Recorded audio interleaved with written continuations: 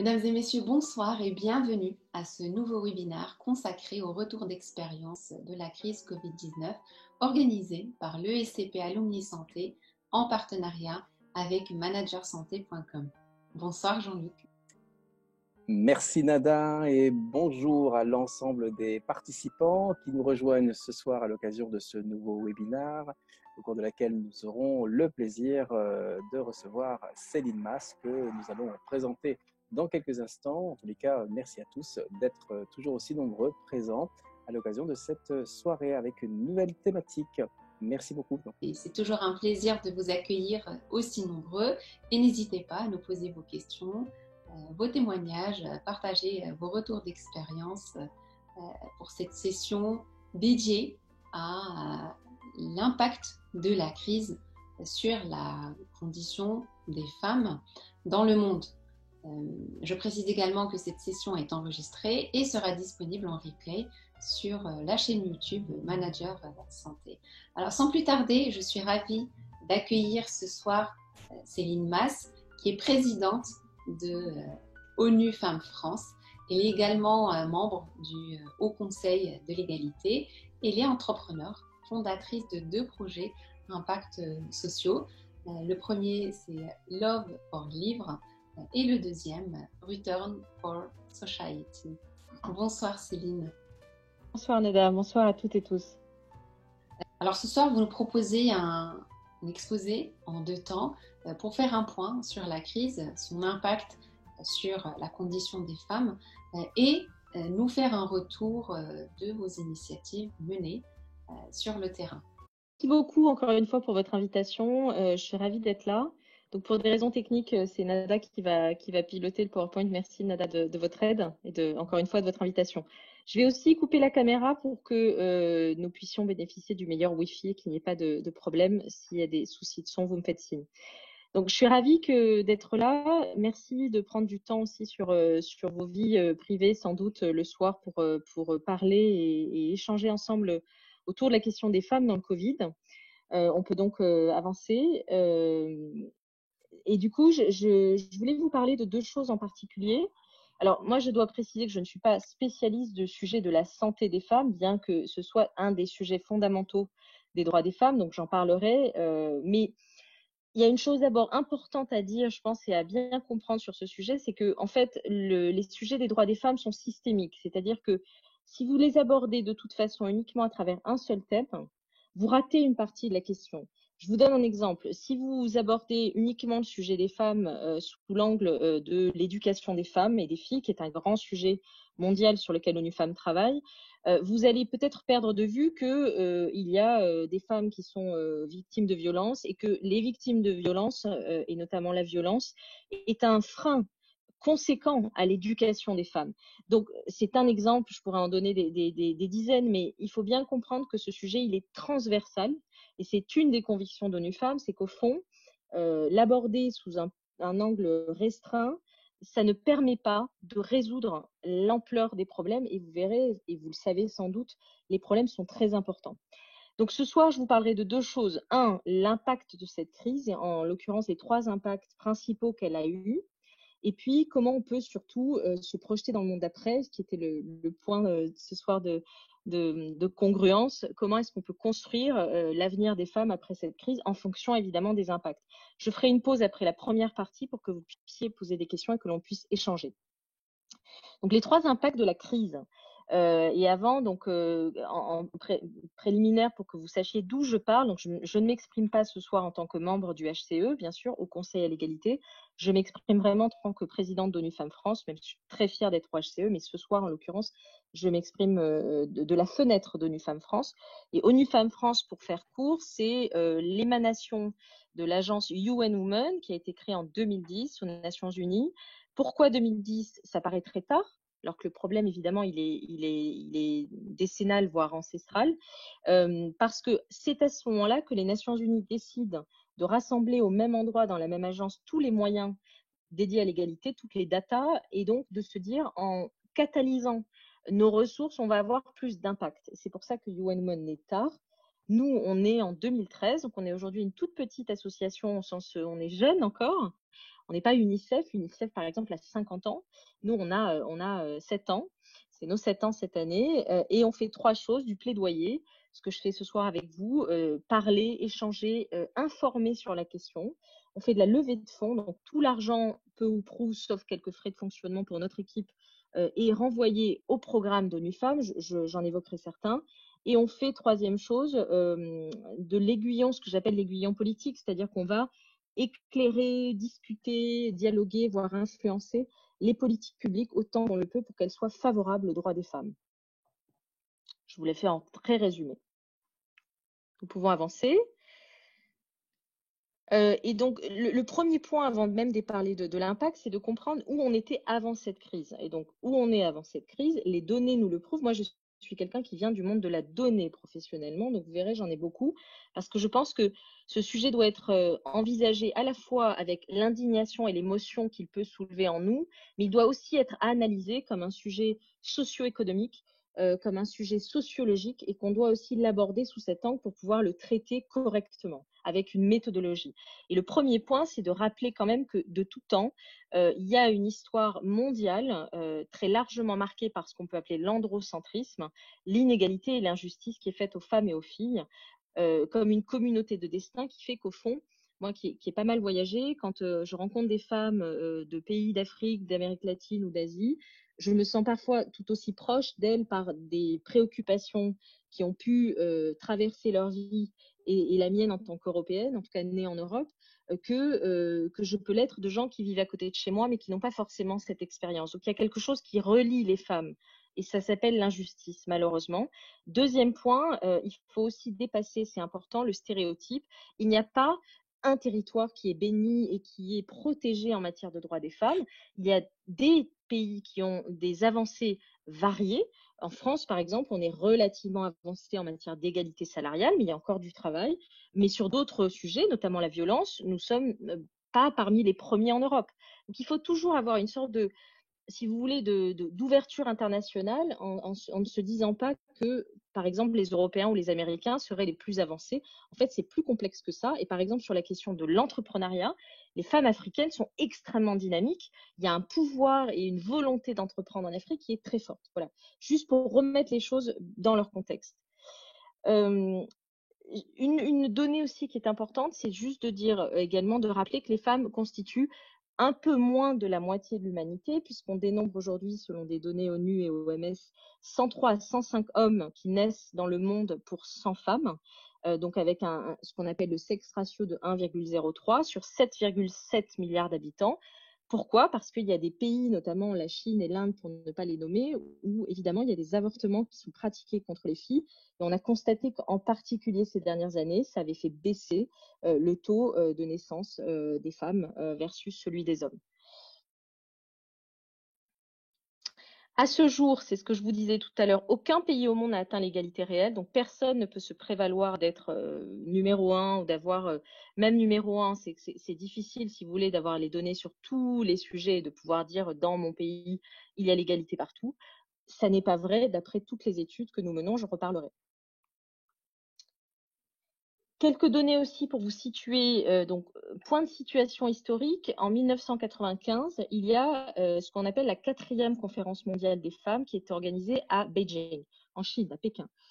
C'est une conférence qui voit un grand discours, celui d'Hillary Clinton, qui devient très connu parce qu'elle dit les droits des femmes ne sont pas les droits des femmes, en fait c'est une histoire de droits universels, ce sont des droits humains avant tout, puisque les femmes c'est la moitié de l'humanité, on parle de cette proportion-là, et donc il faut accélérer et il faut lancer un programme d'action. Donc ce programme d'action, il a été voté par près de 190 pays, et quand on fait le bilan de ce qui s'est passé donc depuis Beijing, depuis 1995.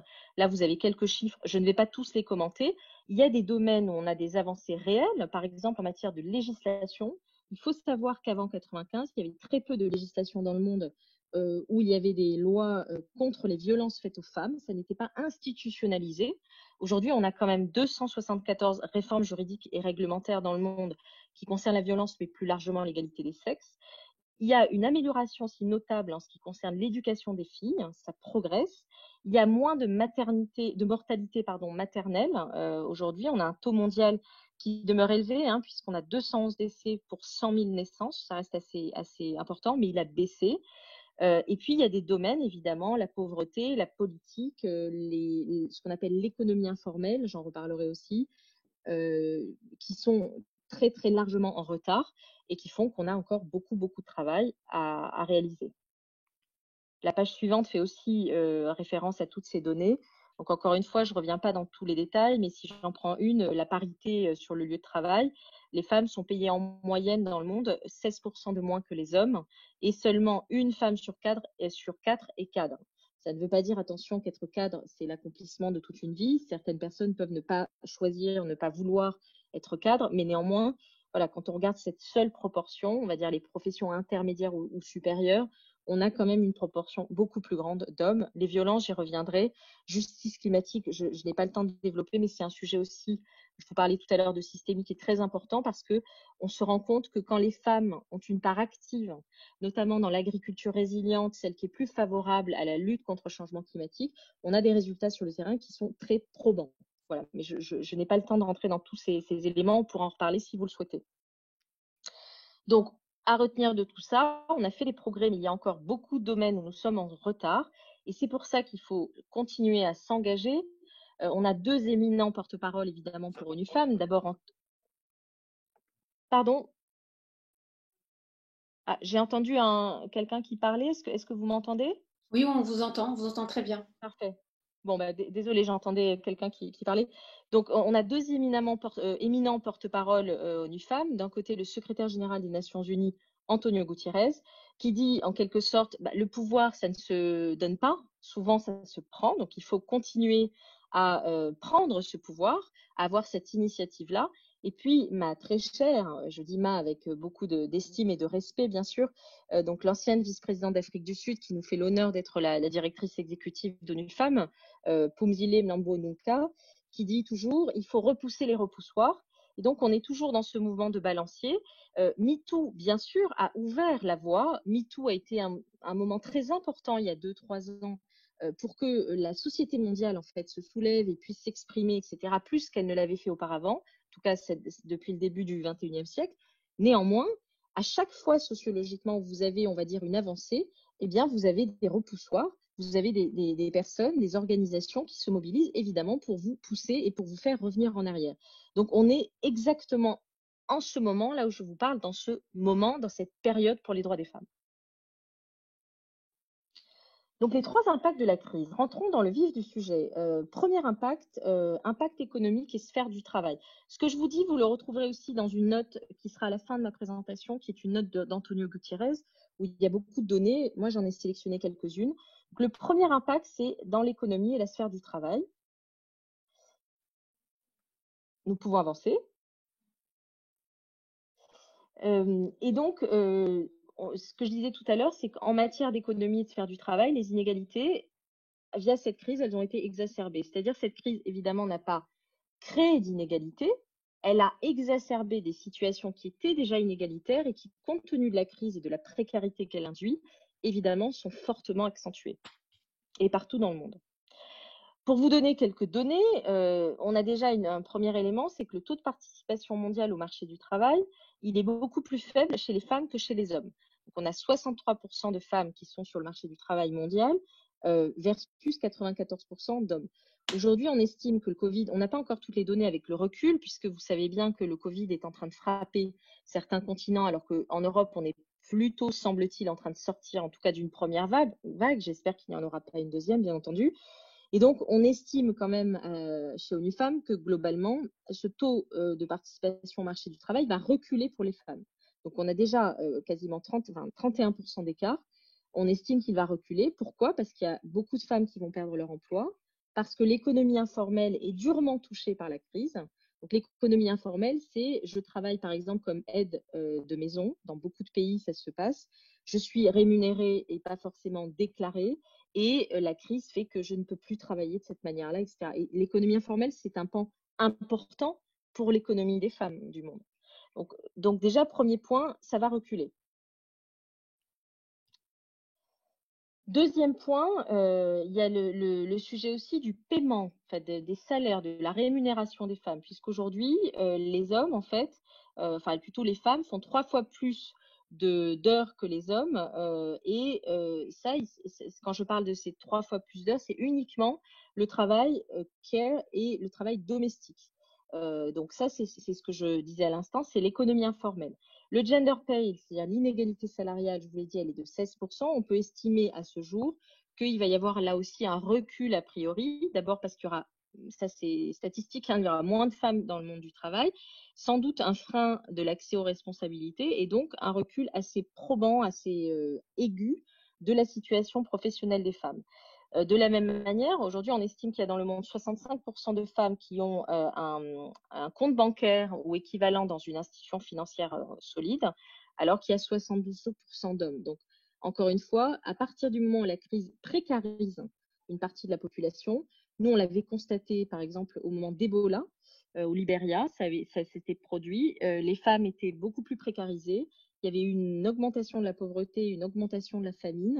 Et donc, ça avait évidemment créé, si vous voulez, dans une systémie, une dégradation très forte de la condition économique des femmes et de la sphère du travail. Idem, hein, même sens de l'histoire, malheureusement. Les femmes aujourd'hui âgées de 25 à 34 ans dans le monde, donc plutôt des populations assez jeunes, il y a 25% plus de probabilité qu'elles vivent dans l'extrême pauvreté. Donc, c'est exactement ce que je viens de vous dire. Il y a une précarisation renforcée à cause du Covid. Dans la santé, qui est un autre sujet, à l'échelle mondiale, on estime qu'il y a à peu près 70% des professionnels du secteur médical et social qui sont des femmes. 70%. Ça veut dire que dans cette crise du Covid, évidemment, elles ont été en première ligne de l'engagement, en première ligne de l'aide qu'elles ont prodiguée aux populations que nous sommes. Néanmoins, elles ne sont pas nécessairement ni dans les professions avec le plus de responsabilités et elles ont aussi une inégalité salariale qui est de 11%. Donc, inégalité globale, 16%, inégalité dans ce secteur-là, 11%. A priori, ça ne va pas s'arranger avec la crise. On sait, l'OCDE a sorti quelques études, on sait qu'il va y avoir un problème de contingent des professions médicales et sociales après cette crise. On peut estimer qu'il va y avoir une embauche et une certaine vitalité de l'embauche des femmes, mais toujours avec une inégalité salariale qui est très importante et que la crise du Covid, évidemment, ne va pas arranger puisque certaines économies vont réinjecter de l'argent public dans les hôpitaux, mais ça ne sera pas le cas de toutes les économies. Entendez-moi bien, moi je me situe au plan international, c'est vraiment le scope d'ONU Femmes, je ne parle pas spécifiquement de la France, bien entendu.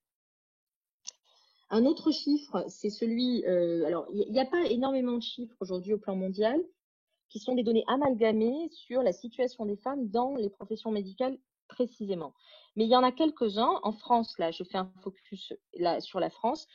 Les femmes représentent à peu près 78% de la fonction publique hospitalière, d'après un rapport de 2019 sur l'état de la fonction publique.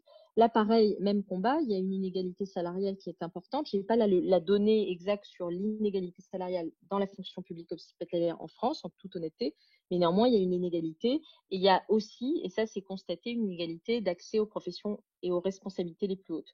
Et puis au niveau mondial, une autre donnée qui dépasse strictement la santé, 58,2% des emplois des femmes sont dans les services liés notamment à la garde d'enfants, à la vente de détail, l'hôtellerie ou le tourisme. Ce n'est pas directement lié à la santé, mais c'est quand même lié au secteur, on va dire, du care en grande partie. Et en Afrique subsaharienne, une autre donnée, on a 7 agents de santé communautaire sur 10 qui sont des femmes. En Afrique subsaharienne, là où la pauvreté aussi frappe très, très durement, on va avoir un vrai souci parce qu'effectivement, on va dire que toute l'économie de l'empathie, tout ce dont on a extrêmement besoin pour être proches les uns des autres, pour avoir du lien social, c'est très, très largement assuré par les femmes. Pas uniquement en Afrique subsaharienne, mais beaucoup. Et donc là, entre la précarisation, le fait qu'elles ne vont plus pouvoir être payées dans certains cas, le fait que la protection sociale dans certains pays s'effondre, on va faire face à de grandes difficultés. Un autre sujet dans la santé, pardon, je suis obligée de vous faire du snacking, si je peux me permettre l'expression, parce qu'on a peu de temps et je voudrais vraiment échanger avec vous, c'est le sujet de l'accès évidemment à la contraception. Donc quand on parle de santé et de DSSR, bien sûr, et on parle de droits sexuels et reproductifs, Là, le tableau général, il n'est pas très bon dans le monde, hein. Il faut savoir qu'il y a des pays qui sont extrêmement réfractaires, voire évidemment en opposition frontale sur notamment la question de l'avortement. Vous le savez, à commencer par les États-Unis qui ont depuis quelques années pratiqué une politique beaucoup plus conservatrice en matière de droit et d'accès à l'avortement. Et là, avec la crise du Covid, ça se raidit. C'est encore plus difficile, et notamment dans certains pays, d'avoir accès aux contraceptifs et de pouvoir évidemment avoir accès à des systèmes de santé. Deux zones qui ont été durement touchées, c'est l'Amérique latine et les Caraïbes. On estime que 18 millions de femmes, ce qui est quand même pas une bagatelle, vont perdre l'accès aux contraceptifs parce qu'on ne peut plus financer, elles ne peuvent plus financer ces contraceptifs, y avoir accès, etc., etc. Il y a un autre sujet dans la santé qui nous tient très à cœur, qui est assez peu évoqué aujourd'hui. Je pense qu'il faudra y travailler encore plus. Là, je m'inspire aussi des travaux très sérieux de Catherine Vidal. Catherine Vidal, qui est neurobiologiste, donc qui est une compagne de route d'ONU Femmes et qui travaille beaucoup sur ce qu'on peut appeler le sujet de l'androcentrisme dans la santé, c'est-à-dire le fait que, à la fois pour des expériences médicales ou pour la fabrication de certains objets, on a parlé des masques, on n'intègre pas toujours des données dites sensibles au genre, c'est-à-dire des données qui viennent des femmes. Et donc, ça crée, il y a vraiment des travaux très intéressants de l'INSERM sur ce sujet, à la fois des médicaments, des programmes pharmaceutiques, etc., qui ne sont pas toujours parfaitement adaptés à la physiologie des femmes et qui créent des décalages qu'on peut vraiment regretter. Et là-dessus, donc, nous, c'est un sujet qu'on n'entend pas forcément beaucoup parler, sur lequel on voudrait travailler sérieusement avec évidemment des partenaires scientifiques.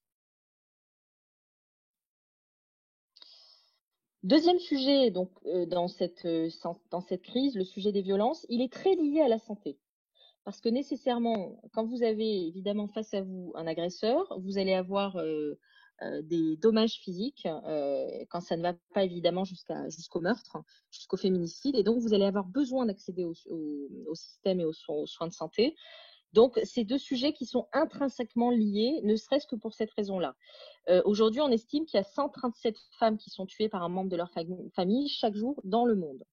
On estime qu'il y a de mémoire 243 millions de femmes, c'est la page suivante, si je ne me trompe pas, qui ont été agressées par un partenaire intime ou membre de leur famille. Donc, c'est ce qu'on appelle les violences intrafamiliales depuis 12 mois. En France et dans beaucoup d'autres pays, il y a eu une augmentation des appels en fait, à l'équivalent du 3919 pendant le Covid de l'ordre de 30%, ce qui est énorme. Et vous le savez parce que je pense que vous l'avez vu dans les médias, dans l'actualité. Il y a une pandémie fantôme qui est que derrière les portes closes de nombreux foyers et transversaux, écoutez-moi bien, aux situations sociales. C'est-à-dire que là encore, c'est un stéréotype de penser qu'il n'y a que dans les foyers qui sont précaires où il y a de la violence. Bien évidemment, il y a aussi beaucoup de foyers de CSP+, où il y a de la violence faite aux femmes, qu'elle se manifeste sous forme de harcèlement moral ou d'actes physiques. Et donc, de ce point de vue-là, le Covid est une tragédie absolue en matière de violence faite aux femmes. Ça va laisser des traces lourdes. Et nous, on a chiffré que les violences faites aux femmes, hors Covid, depuis 12 mois, si on essaie de chiffrer les coûts sociaux, il y a très peu d'études qui font ça. Il y en a très, très, très peu. Mais l'ONU a chiffré que c'est environ 1,5 trillion de dollars. Donc, on est vraiment sur des sommes astronomiques parce que la violence faite aux femmes, elle a bien sûr un coût psychologique. Une femme qui est violentée, et notamment plus elle est jeune, moins elle pourra construire sa vie. Si elle est plus âgée, elle a peut-être une vie un peu moins longue devant elle, telle que la nature a priori le prévoit, mais elle aura quand même une perte de dignité qui est de toute façon atroce et inacceptable. Et une petite fille ou une adolescente, dans la majorité des cas, on a fait des études aussi là-dessus, elle va avoir un problème scolaire, elle va avoir des problèmes dans ses relations sentimentales, sexuelles futures, elle va avoir des problèmes à construire une vie professionnelle. Bref, une fille qui subit la violence, c'est une vie qui est brisée d'une manière ou d'une autre et qui peut-être ne s'en remettra jamais. Chaque acte de violence brise une vie et je n'exagère pas. Évidemment, vous imaginez que tout ce que je viens d'énoncer, quand on est une femme précaire, en situation de handicap, une femme d'un certain âge, moi je suis très touchée par la cause aussi des des personnes âgées en général, parce que je trouve que quand même l'accès à la dignité, c'est pas parce qu'on a 80 ans qu'on n'a pas accès à la dignité humaine. Je ne vois absolument pas, je ne vois aucune raison valable. Et alors, quand vous êtes une femme âgée, là, les violences, etc., sont exacerbées dans certains milieux ou dans certaines situations. Femmes migrantes, femmes réfugiées, bien sûr, nous, on intervient beaucoup dans les camps de réfugiés. Et donc, on intervient aussi pour protéger les femmes susceptibles d'être victimes de violences. Qu'est-ce qu'on fait pour répondre à tout ça? C'est une première partie de la réponse. Nous, on intervient sur 5 sujets. Donc, travailler sur cette violence liée au genre, y compris la violence domestique dont je vous ai parlé. Élaborer des plans de protection sociale de relance économique, donc particulièrement pendant cette crise du Covid et après cette crise. Veiller à un partage équilibré de la charge de travail en matière de soins. Ça, je n'aurai pas le temps de développer, mais il y a toute la dimension charge mentale qui fait qu'on a bien vu aussi pendant la crise une grande part du travail domestique assumé en grande partie par les femmes. Donc, nous, on a fait une campagne de sensibilisation mondiale qui s'appelait Hifoshi at Home et qui valorisait l'implication des hommes dans le travail domestique, notamment pendant cette crise, parce que c'est important aussi de dire que être féministe, c'est-à-dire être favorable aux droits des femmes, ça n'est pas être contre les hommes, et c'est bien entendu être avec et construire avec tous les hommes de bonne volonté. Il y en a des millions, voire des milliards, bien entendu, sur la planète. 4e point, veiller à ce que les femmes dirigent et participent à la planification des interventions et la prise de décision. Très important, que ce soit des prises de décision concertées et mixtes. Et puis, tenir compte évidemment des données sensibles au genre dans toutes les politiques publiques qui vont être adoptées. Alors, pour vous donner des exemples très rapides là-dessus, je voulais vous citer quelques programmes. Il y en a énormément. On en a monté à peu près une 50aine, ce qui est énorme dans la crise. La force de l'ONU Femmes, c'est ça, c'est qu'on a très vite des équipes commando qui peuvent aller sur le terrain avec des experts, à la fois des experts onusiens et puis parfois des experts externes. Et on intervient vraiment rapidement parce qu'on a cette technicité, si vous voulez, cette expérience de l'international qui fait qu'on peut intervenir sur tous les terrains. Donc, par exemple, en matière de violence, on est intervenu au Cameroun, en Côte d'Ivoire, au Libéria, au Mali, au Niger, au Nigeria, au Sénégal. On a renforcé l'accès aux services sociaux et de justice donc pendant la pandémie, et ça continue. On a également soutenu des partenaires, donc on travaille beaucoup en collaboration avec des partenaires, soit onusiens, soit au-delà, avec les forces de l'ordre et la justice en Afrique du Sud, en Bolivie, en Équateur, au Soudan, à Trinité et Tobago, au Vanuatu. On a travaillé aussi sur l'accès à la protection sociale, donc dans les pays arabes, en Amérique latine et dans les Caraïbes, vous en parlez. On s'est focalisé sur des secteurs affectés par le Covid de l'économie du care, grosso modo, pour pouvoir renforcer les capacités et les aider vraiment à avoir de nouvelles capacités pendant la crise. On a, dans les camps de réfugiés jordaniens, autre exemple, on a développé un programme avec le PAM, c'est le Programme alimentaire mondial, pour mener des interventions directes. Alors ça, c'est formidable parce qu'on a utilisé la technologie blockchain pour pouvoir, en fait, grâce à cette technologie, évaluer les besoins alimentaires des femmes dans la période du Covid et pouvoir les aider de manière très ciblée. Ça aussi, c'est une de nos forces, c'est comme on a beaucoup, beaucoup de données, alors vous savez tous et toutes que les données sont toujours un peu partielles et que les méthodologies, il faut qu'elles soient extrêmement robustes. Mais nous, on est très avancé sur ce terrain-là et donc on peut intervenir de manière très ciblée avec beaucoup de mesures. Il y a énormément de mesures et de retours d'expérience dans tous les programmes onusiens. Voilà quelques exemples. Il y en a beaucoup d'autres, mais je n'ai pas forcément le temps là de développer. Très bien. Merci beaucoup, Céline. Peut-être qu'on pourrait prendre quelques questions au sujet de cette première partie qui est l'état des lieux avant de passer au monde d'après. Oui, avec plaisir. Et que vous avez un petit peu évoqué, c'est que le secteur de la santé regorge plus d'emplois formels chez les femmes. Comment aujourd'hui s'en servir pour réduire les inégalités salariales dans la santé ou peut-être globalement? Alors, c'est une question intéressante et qui est vaste, mais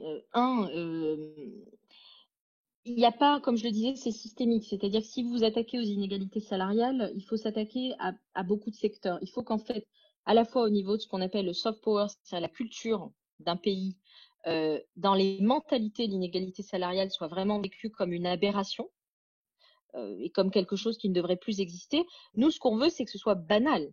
C'est-à-dire que demain, après-demain, j'espère au plus vite, on ne se pose plus la question de l'égalité salariale. Premier point. Deuxième point, dans la santé, il y a les deux, entre guillemets, maladies, si j'ose dire, qu'on constate dans les autres secteurs. C'est l'inégalité de revenus et l'accès aux responsabilités. Donc là, encore une fois, pas de pensée magique, mais des actions extrêmement concrètes. Former, s'assurer que dans les formations, alors les formations médicales dans le monde, elles sont très différentes d'un pays à l'autre, évidemment, mais qu'on puisse encourager et valoriser les parcours de femmes dans, on va dire, je vais très vite, hein, mais les sciences dures. Là aussi, on a un problème. Là, j'ouvre un autre post-it. C'est pour ça que je vous dis, c'est très systémique, c'est qu'aujourd'hui, on sait très bien qu'il y a beaucoup moins de femmes dans les sciences dures, que ça commence dès l'école, ça commence très tôt parce que parfois c'est le syndrome de l'imposteur, parfois elles ne peuvent pas y accéder pour d'autres raisons, mais il faut travailler là-dessus. Quand on est entré dans le secteur, que ce soit hospitalier ou autre médical, c'est que les politiques publiques notamment et les partenaires privés puissent continuer via des programmes précis à encourager les femmes à créer ce qu'on peut appeler de l'empowerment, la capacitation en français, c'est-à-dire cette capacité à connaître les parcours de carrière, savoir comment on passe d'un échelon à l'autre, ce qui n'est pas toujours le cas. Il manque parfois de la lisibilité. Évidemment que les lois soient respectées en matière d'égalité salariale. Et puis vraiment, et ça j'insiste, même si c'est un peu mon prisme, c'est l'évaluation. C'est-à-dire qu'aujourd'hui, on peut investir de l'argent dans les politiques publiques, mais si on n'évalue pas très précisément les effets de ces investissements, parfois on investit de bonne foi, avec une bonne volonté, simplement ça ne touche pas l'objectif.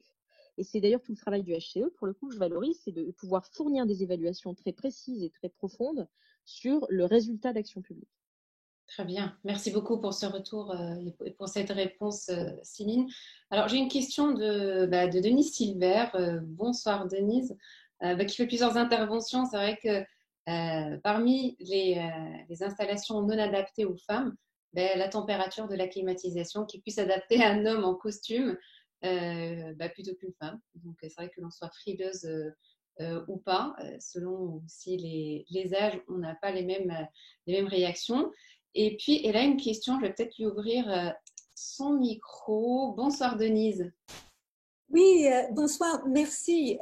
Je vais passer la question parce que est plutôt évoquer le témoignage, parce que Céline a indiqué que le plus important était d'évaluer, et ça avait été ma question de comment elles évaluent le résultat.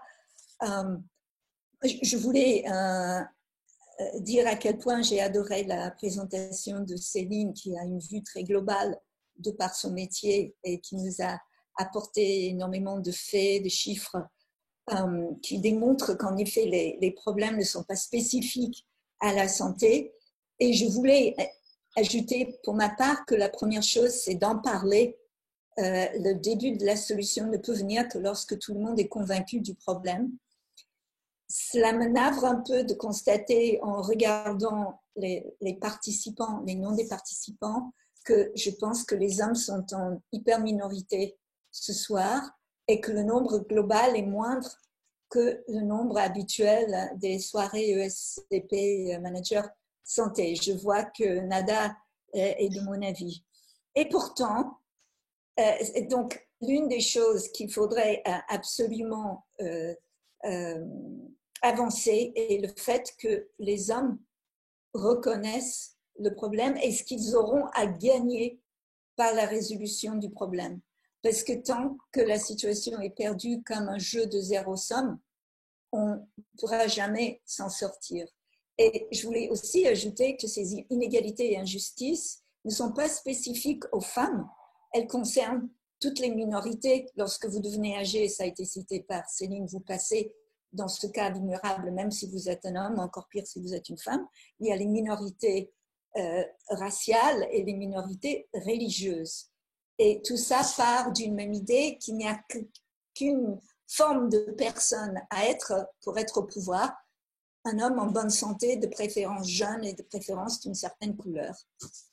Donc, quand Jean-Luc Stanislas avait sollicité, nous étions plusieurs, dont Emmanuel Piaga qui est là ce soir, pour rédiger un article sur les femmes et leur place dans la santé, on avait tout de suite constaté que, par exemple, que ça n'est pas dans la santé, mais ça part de là, qu'au niveau du CAC 40, qu'il n'y a pas de femmes dirigeantes en France, que les comités ne dépassent pas le minimum en administrateur requis par la loi Copley-Zimmermann. Heureusement que cette loi existe, sinon ça ne serait pas le cas. Et je dirais que pour occuper une fonction importante, quelle qu'elle soit, il faut pouvoir s'y voir. Il faut déjà, enfant, avoir vu quelqu'un comme soi. Et quand on ne voit que des gens qui sont très différents de soi, on a beaucoup de mal à se projeter.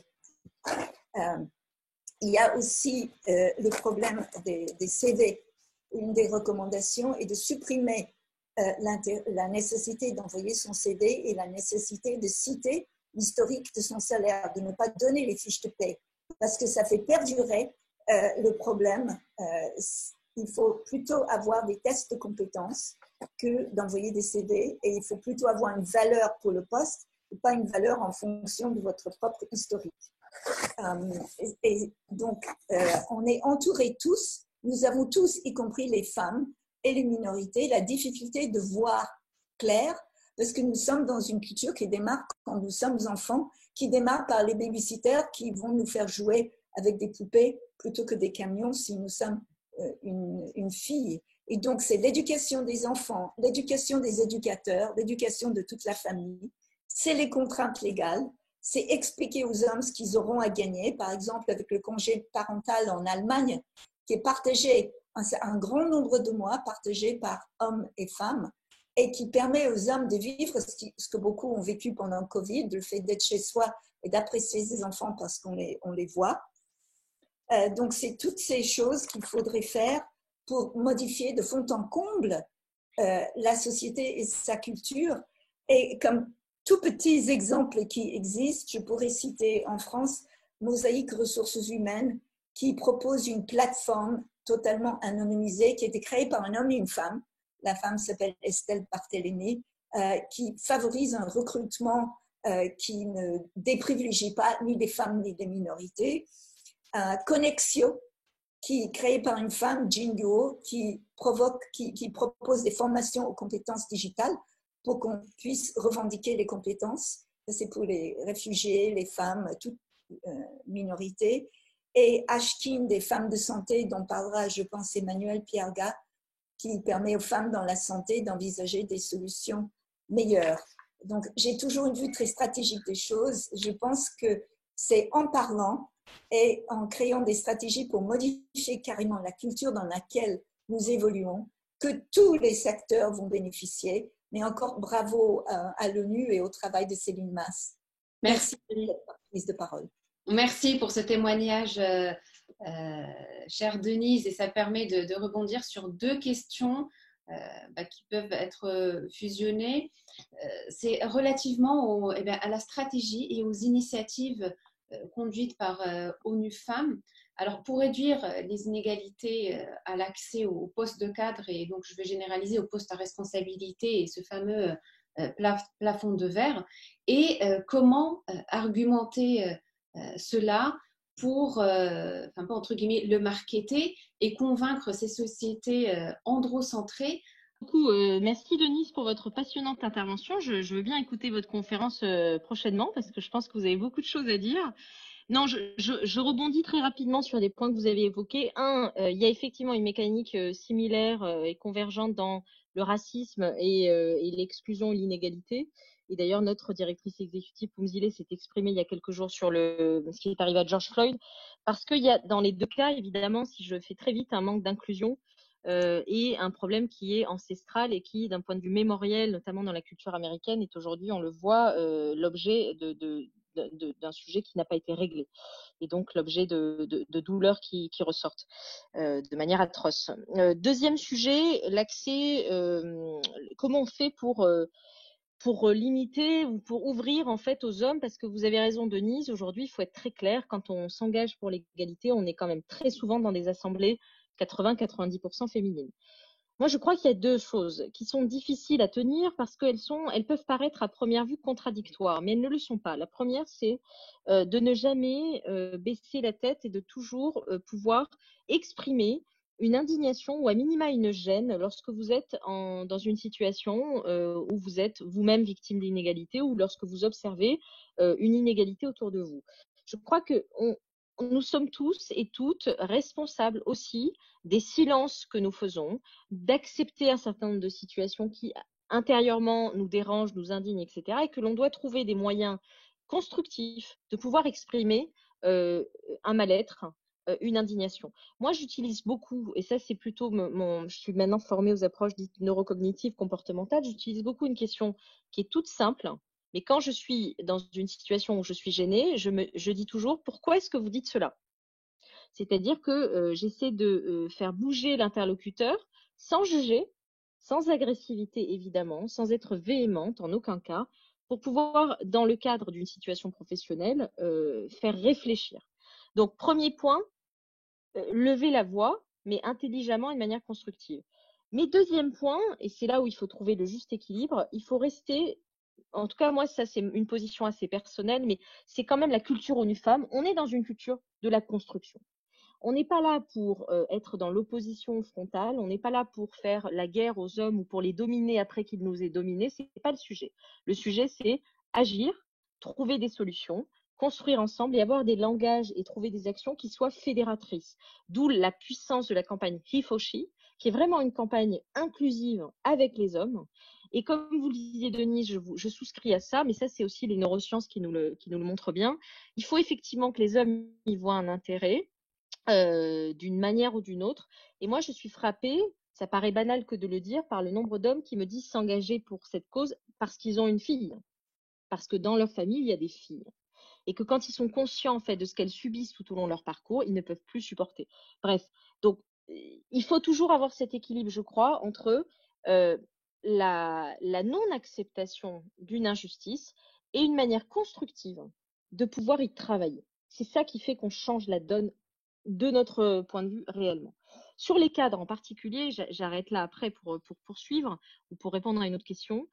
Évidemment, il y a eu des progrès. Vous avez cité la loi Copé-Zimmermann, mais là encore, on est en France. Si on prend un peu de recul et qu'on regarde la situation mondiale, elle est partagée, c'est-à-dire qu'il y a infiniment moins de cadres, je le disais tout à l'heure, hein, de femmes que d'hommes. Il y a la question des rôles modèles, oui, c'est-à-dire voir des femmes qui nous inspirent, donc être mentorées, être aidées à un moment donné.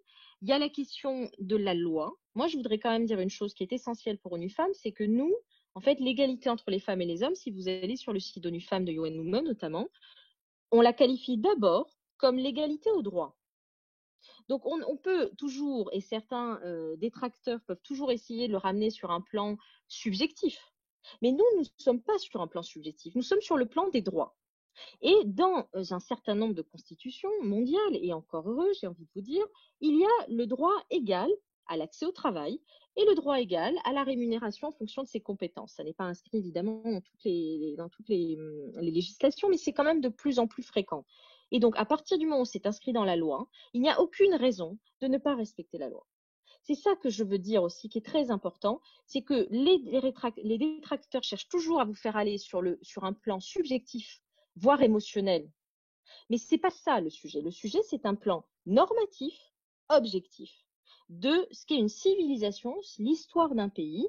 À un moment donné, la loi, la République, en l'occurrence en France, ça se respecte.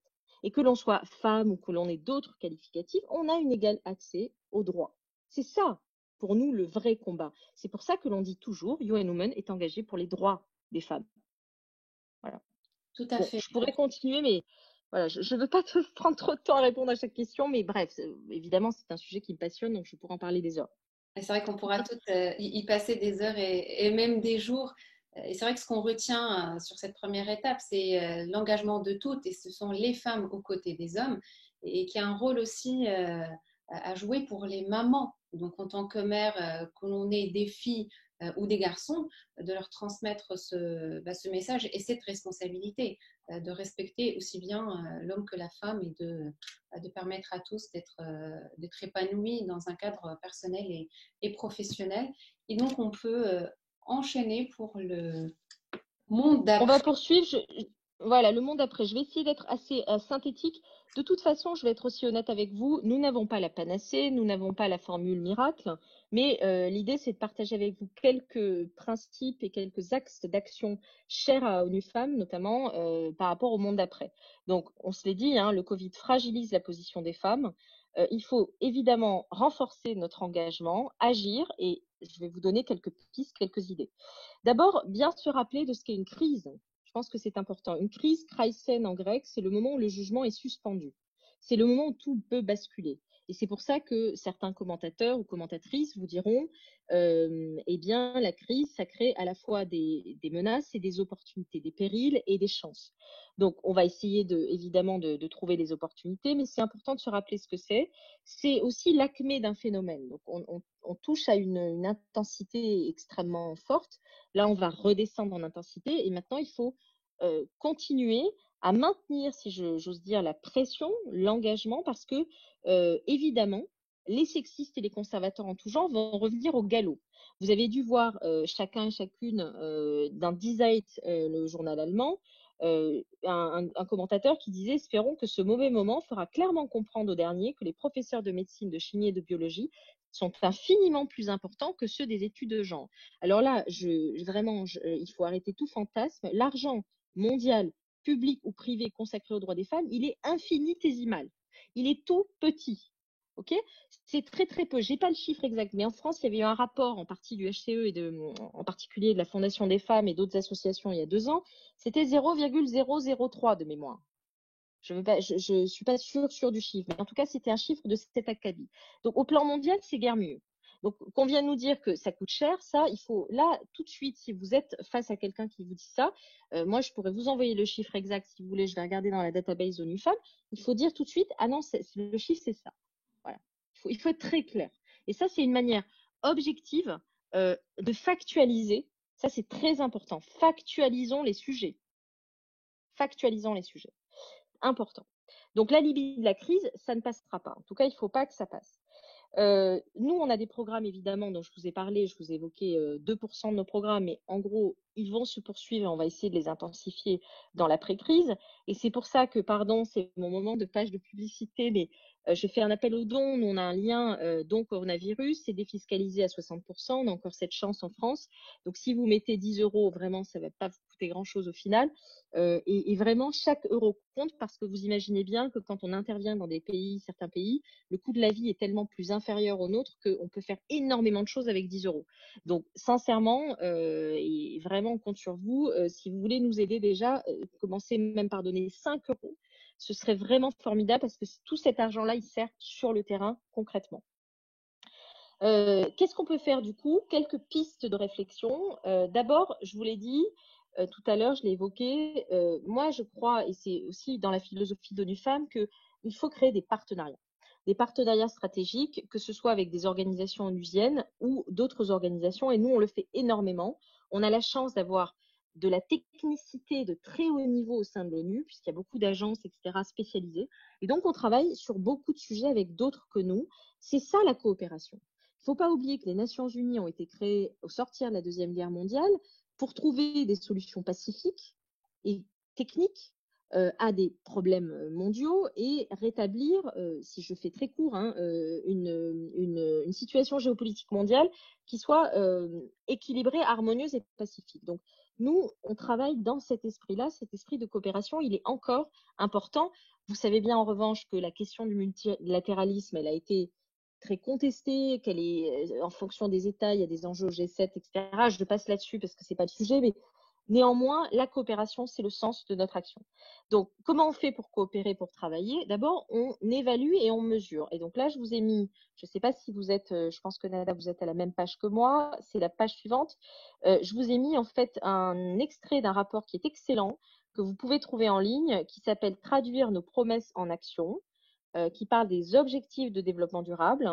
Vous l'aurez après, je vous ai mis la page d'accueil, et qui développe très bien nos 54 indicateurs. Donc nous, on a sur les 17 ODD, c'est-à-dire les 17 grands enjeux de la planète, on a 54 indicateurs qui sont consacrés aux droits des femmes. Alors vous allez me dire, c'est beaucoup. Pas tant que ça. Pourquoi? Parce que sur ces 54 indicateurs, on a 3 catégories. La catégorie 1, ce sont les indicateurs qui sont viables. C'est-à-dire qu'on a vraiment, nous, comme je vous le disais, une grande expertise sur les données. Donc, on sait quand on a des indicateurs qui sont propres, à savoir construits à travers des méthodologies homogènes, où on a collecté les données, etc., de manière homogène dans le monde.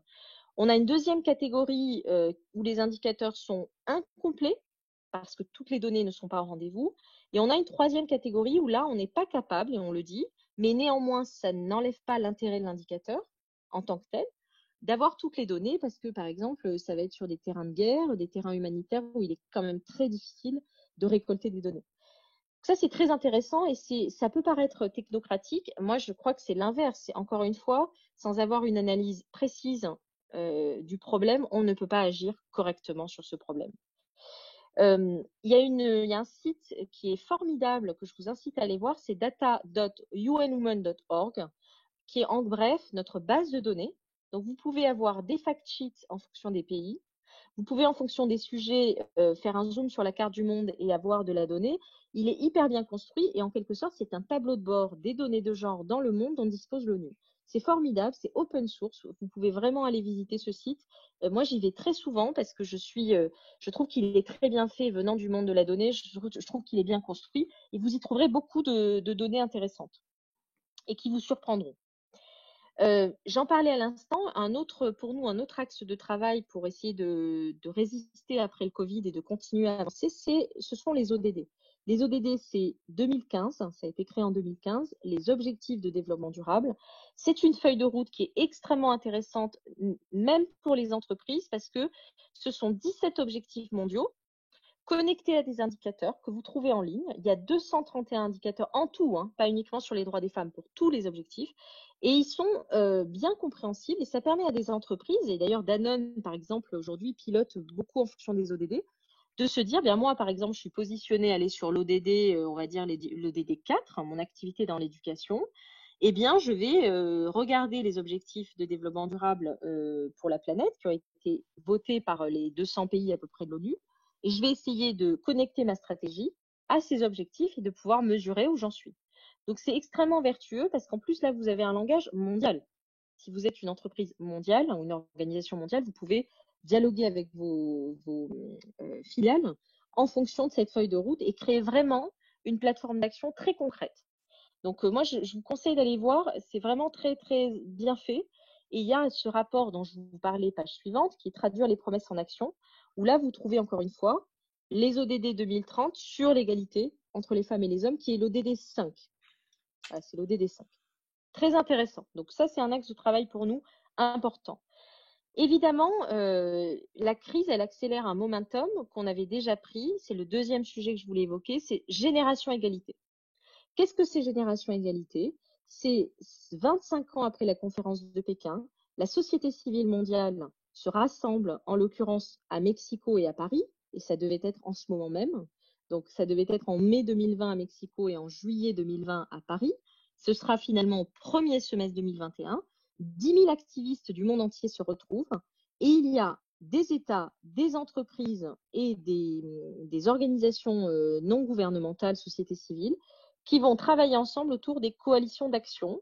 Les coalitions d'action, c'est 6 grands sujets, je les évoquerai rapidement après, pour faire avancer la cause des droits des femmes. L'idée, c'est quoi? C'est de se dire, 2030, ce sont les ODD, c'est bien, mais on doit aller encore un peu plus vite, on ne va pas attendre plus. Et donc, pendant 5 ans, on se fixe un programme de travail très ambitieux, avec une organisation un peu commando, avec un secrétariat dédié, etc., de la mesure, pour essayer sur ces 6 grands sujets de faire avancer de manière significative les droits des femmes et leurs opportunités. Donc, Génération Égalité, c'est pour nous un très grand sujet et c'est 25 ans après Pékin et c'est aussi pourquoi Génération Égalité, c'est parce que vous savez sans doute qu'en sociologie, une génération, c'est 30 ans à peu près. Et donc, il y a 25 ans, on avait Pékin. Ces femmes et ces hommes qui étaient là il y a 30 ans, il y en avait 30 000 à peu près d'activistes. Aujourd'hui, ils sont plus âgés, ils ont quasiment 30 ans de plus. Et que sont devenus du coup les personnes qui étaient adolescents en 95? Ce sont aujourd'hui des adultes. Et donc, l'idée, c'est de se dire, il y a plusieurs générations qui luttent ensemble pour l'égalité et qui se transmettent d'une certaine manière le flambeau. Donc là, vous avez page suivante, le rapport qui est sorti. Pareil, tout ça est trouvable en ligne et vraiment, je vous incite à aller voir parce que c'est quand même bien, c'est bien fait, c'est didactique, il y a beaucoup de données et qui sont nos axes de travail, notamment sur la génération égalité. Promouvoir le leadership et les mouvements de femmes, des femmes. Exploiter la technologie en faveur de l'égalité des sexes, pour nous, c'est un axe de travail très important chez ONU Femmes, tout ce qui est technologie de manière globale. Veiller à ce qu'il n'y ait personne qui soit laissé de côté, parce que les femmes, évidemment, c'est une catégorie générique, mais il y a énormément de situations. Et puis, harmoniser les engagements et les ressources, ça c'est plutôt au niveau ce qu'on appelle les capabilities onusiennes et au-delà. C'est Génération Égalité, c'est donc une campagne et un forum dont je vous ai parlé très rapidement.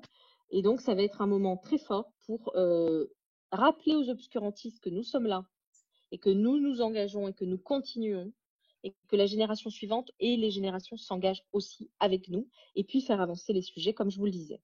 Donc, Forum Génération Égalité. Là, je vous avais mis l'affiche de cette année, mais elle sera évidemment remise au goût du jour pour l'année prochaine. ONU Femmes France, qu'est-ce qu'on fait dans tout ça? On soutient évidemment le forum et on y travaille avec les gouvernements, le gouvernement français, mexicain et ONU Femmes. Et on a aussi, nous, un festival d'engagement citoyen qui nous a permis de labelliser en ce moment même là, une centaine d'initiatives pour les droits des femmes. Parce que comme on a très peu d'actions programmatiques en France, on voulait vraiment encourager des actions d'ONG françaises, de la société civile française. Et donc, vous trouvez tout ça sur notre site, ça s'appelle Voices. Et il y a des actions et des initiatives formidables qu'on a labellisées. Et on va continuer tout au long de l'année 2020 à mettre en valeur des actions et des initiatives en faveur de l'égalité. Les coalitions d'action, je les ai évoquées tout à l'heure, vous avez là leurs 6 thèmes. Alors, ce ne sont pas des thèmes a priori très spécifiques, hein, mais ce sont des thèmes extrêmement fondamentaux pour l'avancée des droits, que ce soit la violence, la justice et les droits économiques, l'autonomie corporelle et droits en matière de santé reproductive et sexuelle, sur laquelle notamment notre secrétaire d'État en charge de l'égalité, Marlène Schiappa, s'est exprimée et a soutenu cette coalition. L'action féministe pour la justice climatique, la technologie et l'innovation pour l'égalité des sexes et les mouvements et leadership féministes. Un point très rapide sur la 5e coalition, c'est très important aussi l'innovation. Pourquoi? Parce que il y a une nécessité, si vous voulez, à ce que la cause des femmes ne soit pas vue comme une cause d'arrière-garde, pardon, c'est lapsus révélateur. Et que l'on puisse aussi montrer que c'est une cause d'avant-garde, que c'est une cause pionnière en termes d'impact social, que c'est une cause qui va améliorer le bien-être sociétal, l'efficacité, la performance également.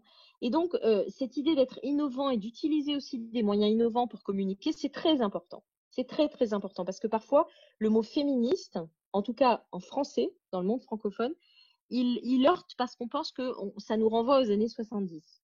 Bon, en fait, aux États-Unis, quand vous dites féministe, c'est pas du tout ça, mais c'est important de montrer qu'en fait, être féministe, ça n'est pas être encore une fois dans le passé, mais c'est bien se projeter vers un avenir durable et meilleur. Un autre point, je suis presque à la fin, qui nous semblait important aussi, c'est de pouvoir donner le sentiment et la sensation que c'est possible pour tout le monde. Moi, je suis frappée, je dois vous le dire, dans mes multiples pérégrinations autour des droits des femmes, de rencontrer beaucoup de personnes qui ont l'impression que d'un côté, il y a, je caricature un tout petit peu, mais moi-même ou mes collègues et eux. Mais en fait, moi, je vous le dis en toute simplicité, moi, je suis bénévole. Ça fait effectivement, j'ai un peu l'expérience du sujet puisque ça fait presque 20 ans maintenant que je suis engagée. Donc évidemment, j'ai fait beaucoup de choses sur l'égalité, mais au final, je suis une citoyenne comme les autres.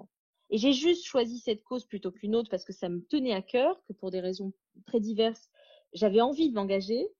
Et voilà, et aujourd'hui, évidemment, parce que j'ai 20 ans d'engagement, il se trouve que je suis avec mes collègues dans une organisation internationale, etc. Et que peut-être que mon parcours professionnel, certaines compétences sont aidées, mais pas beaucoup plus que ça. Et pourquoi je vous dis ça? Je ne veux pas anecdotiser mon propos, c'est simplement que tout le monde peut s'engager. Tout le monde peut changer un peu le monde. Vous pouvez changer un tout petit peu la donne. On ne demande pas à chacun d'être Michelle Obama. Moi, c'est évidemment quelqu'un que j'admire énormément, mais tout le monde n'est pas Michelle Obama, mais vous êtes vous-même et vous avez du pouvoir et vous avez une sphère dans laquelle vous pouvez vous engager. Et donc, on voulait avec ONU Femmes avoir ce programme qui s'appelle les petits gestes qui comptent pour la génération égalité. C'est des choses très banales et pareil, vous retrouverez ça en ligne, mais c'est par exemple effectuer des achats responsables parce que ça fait aussi partie en fait de l'ODD climat et femmes. C'est, regardez, moi celui-là je l'adore, c'est amplifier la diffusion de livres et de films féministes. Voilà. Moi, je racontais il n'y a pas longtemps dans une conférence, j'ai lu un livre qui s'appelle My Absolute Darling de Gabrielle Talent, puisque la littérature est un de mes sujets à la fois professionnels et de passion. My Absolute Darling, ça raconte l'histoire d'un père qui vit avec sa fille de 13 ans aux États-Unis et qui est un homme qui vit dans les bois de manière reculée, etc., et qui fait subir à sa fille de très mauvais traitements et qui, en un mot, est un agresseur. Et ce roman, il est absolument déchirant et très, très, très fort pour comprendre de l'intérieur, sans aucun jugement, ce que c'est que d'être victime de violence quand on est une adolescente. Donc, ça, c'est rien. Mais si vous voulez partager, si sur ce sujet, vous ne pouvez pas en parler dans certaines sphères, etc., peut-être que vous pouvez partager ce livre ou d'autres.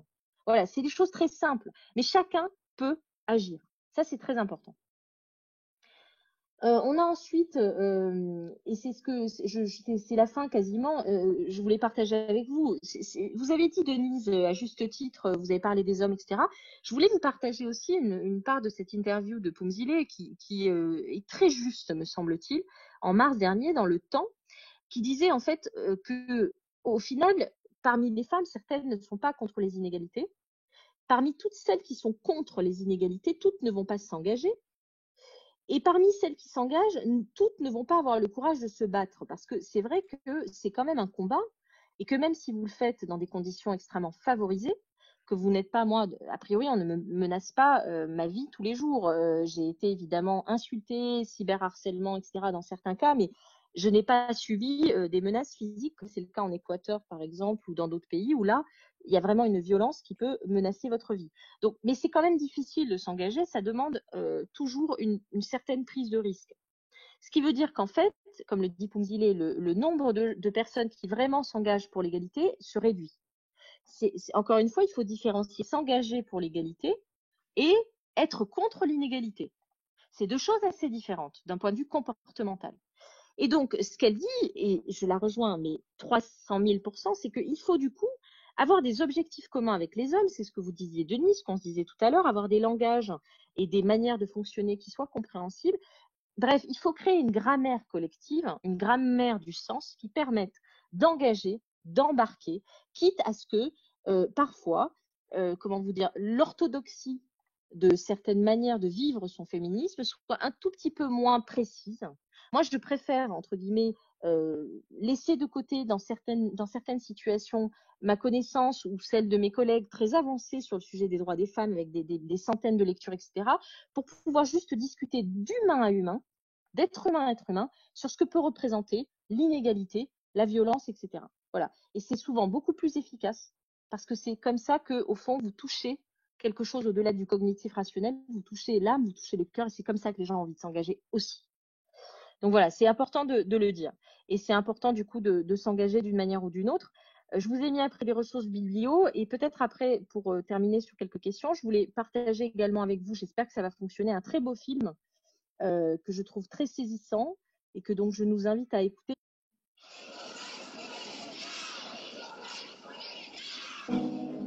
What defines a generation? Is it just about the year you were born? Or is there something more? We may have lived through different decades, different circumstances, different countries, but we all share in the global, everyday push for our rights, for justice, for a world that is equal. Perhaps what defines our generation isn't our age or our background, but the line in the sand that we have drawn. We take to the streets to speak out against discrimination, and we work tirelessly behind the scenes. We stand up for peace. We are fed up with the war and economic justice. We start with a statement and watch it become a movement. We have come a long way, but the fight isn't over, and our rights are still under assault. It is time to take action. Let us be the wake-up call the world needs. The eyes of all future generations are upon you. Be the first, the youngest, the best, and then make sure no one is left behind. When someone tries to silence you, raise up your voice. Let us wage a global struggle. Change everything, or change just one thing. As long as you do something, whether you're new to changing the world for have been in the fight for a long time. Each knows exactly why we are here. We are all together, united for gender equality. And the future we create for women and girls is up to all of us.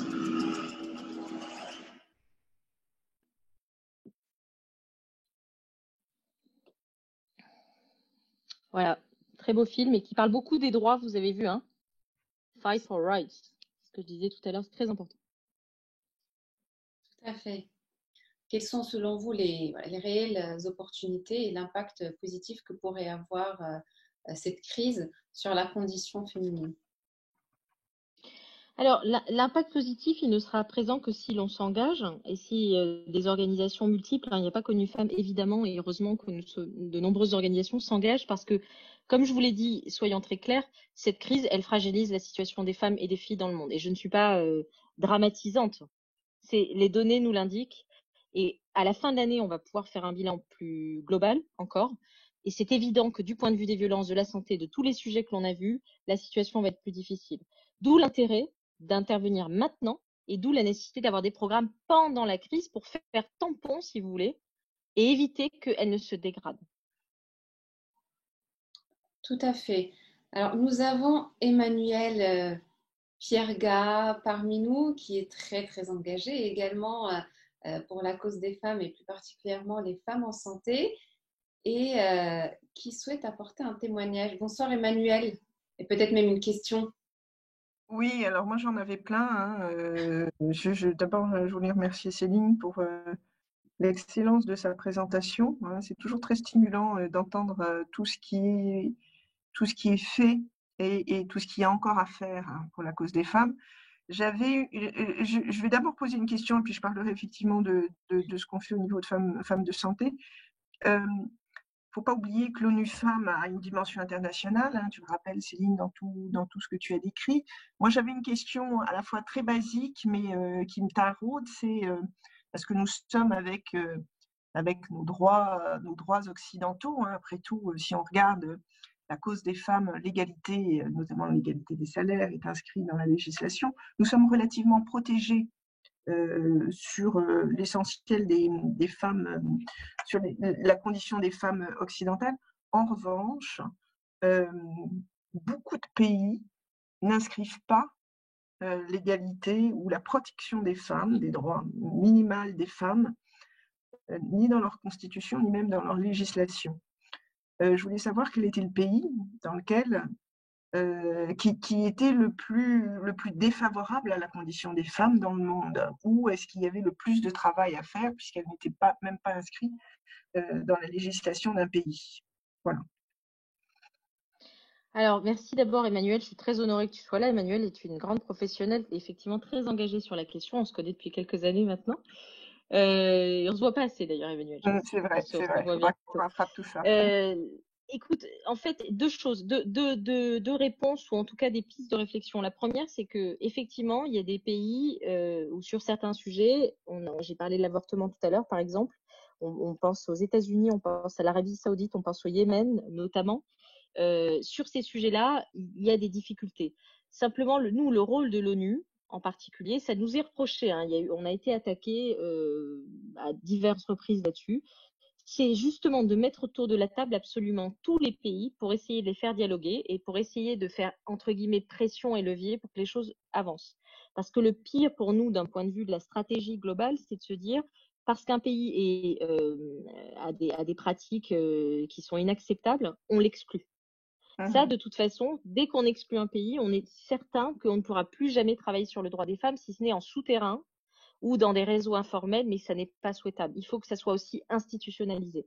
Et deuxième point de réponse, c'est intéressant parce qu'en fait, il n'y a pas, si tu veux, de pays où tu peux dire, là, c'est le pire. Je te donne un exemple. Le Rwanda est un pays qui, au plan politique, est très avancé en matière de droits des femmes. Il y a beaucoup de femmes au Parlement. Et on le cite souvent comme exemple. Il était même plus avancé avant que le Parlement ne se féminise avec l'élection d'Emmanuel Macron, qui a quand même en France, on n'est pas encore à égalité, mais ça a bien progressé à ce moment-là. Si tu regardes les salaires, on sait que les pays nordiques en Europe sont très forts, par exemple.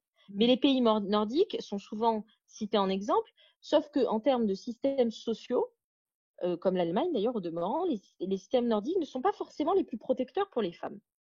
Tu vois, si tu prends le Japon, alors c'est une société où il y a effectivement, c'est compliqué pour les femmes parce qu'il y a énormément de sujets culturels, etc., et qui font qu'elles n'ont pas forcément un empowerment, quoique il y a des mouvements qui se lèvent là très fort. Au Japon, on pourrait croire que c'est un pays du coup très rétrograde. En fait, sur certains sujets, notamment la place des femmes dans l'innovation, pour n'en citer qu'un, il y a beaucoup d'avancées qui sont beaucoup plus fortes qu'en France. Donc, si je suis honnête, en fait, on ne peut pas dire qu'il y ait un pays qui soit l'Eldorado en fait, des droits des femmes.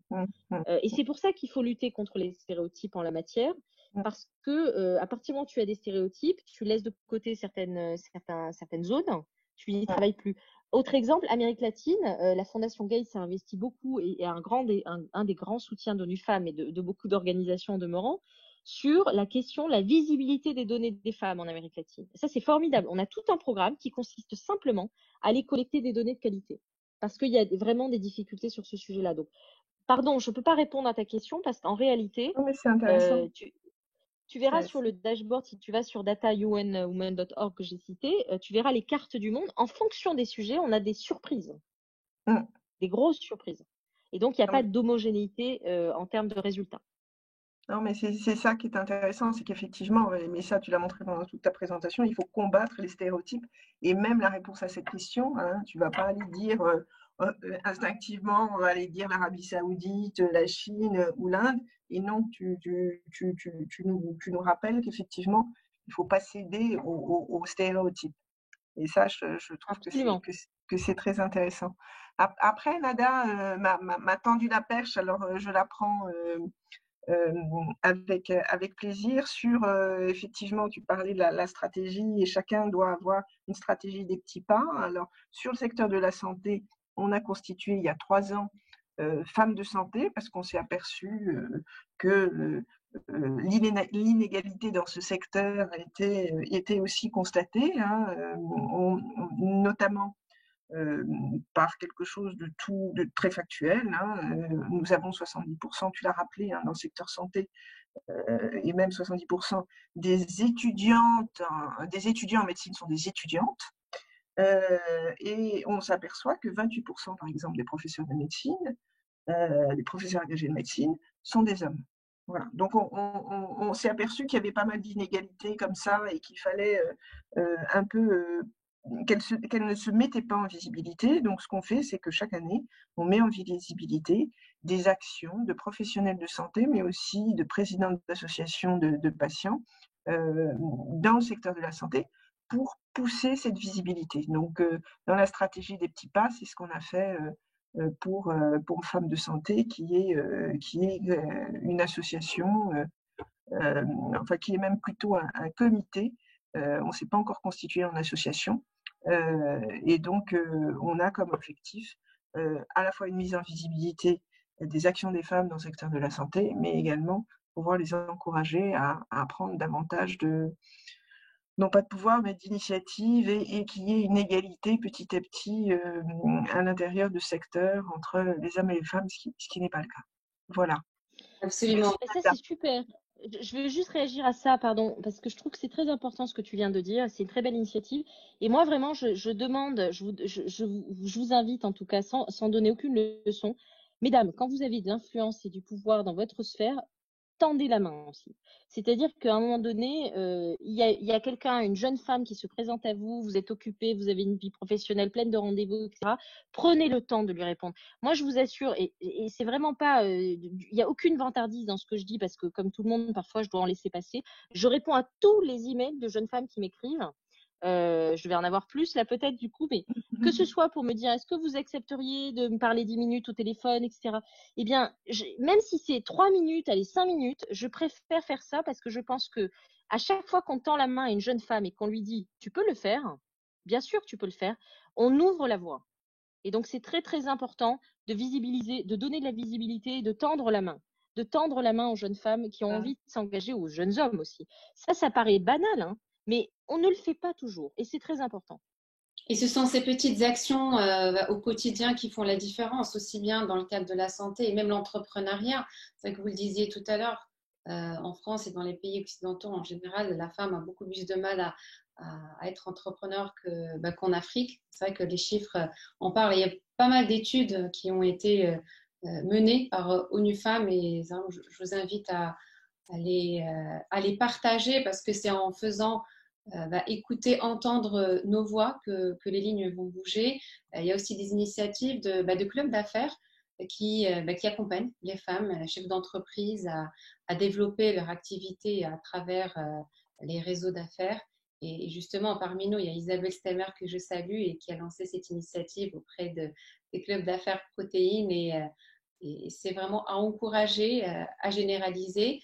Et c'est ce qu'on disait tout à l'heure, ce sont les femmes aux côtés des hommes pour un monde meilleur. Je pense que c'est le message à retenir. Et vous l'aviez très bien dit, Céline, ce n'est pas les femmes contre les hommes.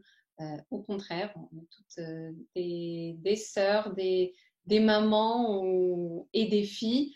Et l'idée, c'est vraiment s'engager avec bienveillance et avec beaucoup de positif avec cette crise. Un mot de clôture, Céline?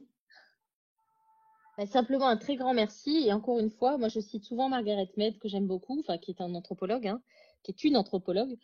Ne doutez jamais qu'un petit nombre de personnes puissent changer le monde, parce que c'est toujours à peu près comme ça que ça a commencé. Voilà, donc comme dit Pumzile, there's only one Michelle Obama, there's only one Nelson Mandela, etc. But there's also only one you. Et donc dans l'espace qu'est notre vie, eh bien, si on peut faire une petite action pour la cause, ce serait vraiment formidable, parce que c'est l'avenir, comme vous le dites, Nada, de la société qui en dépend, et pas uniquement l'avenir des femmes.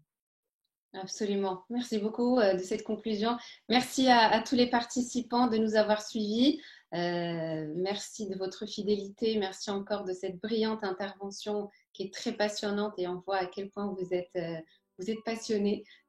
Également, vous trouvez le replay sur YouTube dans quelques jours et on vous donne rendez-vous mardi prochain pour une nouvelle question autour de la santé. Passez une très bonne soirée et portez-vous bien. Au revoir. Merci infiniment. Merci. Merci. Merci. Bonne soirée.